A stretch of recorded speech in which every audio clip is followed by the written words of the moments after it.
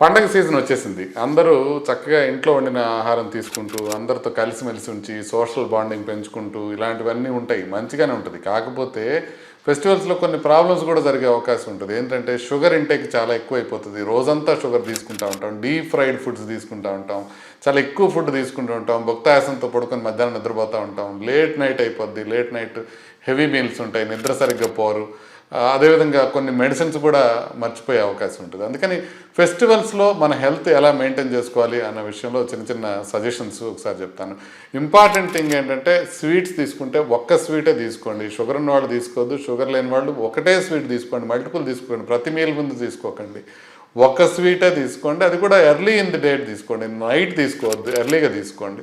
మీరు ఒక ప్లేట్ని తీసుకున్నారంటే 4గా విభజించుకొని సగం పాటు వెజిటబుల్స్ ఉండేటట్టు చూసుకోండి. ఒక కింద సగంలో ఒక దాంట్లోనేమో రైస్ కానీ రోటీ కానీ ఇంకొక దాంట్లో మీరు ఏదో ఎక్స్ట్రా స్పెషల్ ఏదైనా చేసుకుంటే అది పెట్టుకోండి. బట్ స్మాల్ పోర్షన్స్ తీసుకోవాలి. అంటే ఏ ఫుడ్ తీసుకుంటాం ఎడిదిరికి హెల్తీ ఫుడ్ రాకపోవచ్చు. బట్ చిన్న చిన్న పోర్షన్స్ తీసుకోండి.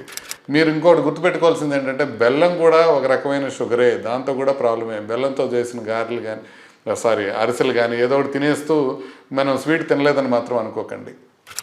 హెల్తీ కుకింగ్ ఏంటంటే ఎయిర్ ఫ్రై కానీ షాలో ఫ్రై కానీ యూజ్ చేసుకోండి.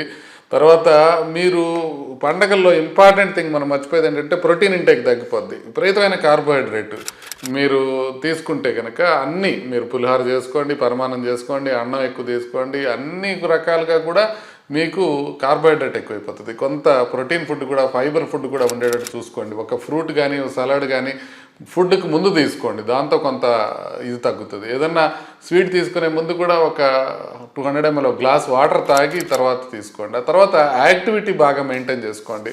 ఒకసారి ఫుడ్ అయిపోగానే ఫ్యామిలీ అందరూ కలిసి ఒక 10 నిమిషాలు నడవటం కానివ్వండి, లేకపోతే మీరు గేమ్స్ ఆడుకునేటప్పుడు కూడా డంషారెట్స్ లాంటివి కొద్దిగా ఏదన్నా ఫిజికల్ యాక్టివిటీస్ ఎక్కువగా ఉండేటట్టు చూసుకోండి. ఎస్పెషల్లీ పండగలు వస్తున్నాయి, మంచి సినిమాలు వస్తున్నాయి. వాటిలో సినిమాలకి డ్యాన్సులు ప్రాక్టీస్ చేయండి. ఏదో సంగీతం ఉన్నట్టుగా ప్రాక్టీస్ చేయండి. ఒక మంచి రీల్ తయారు చేసుకోండి.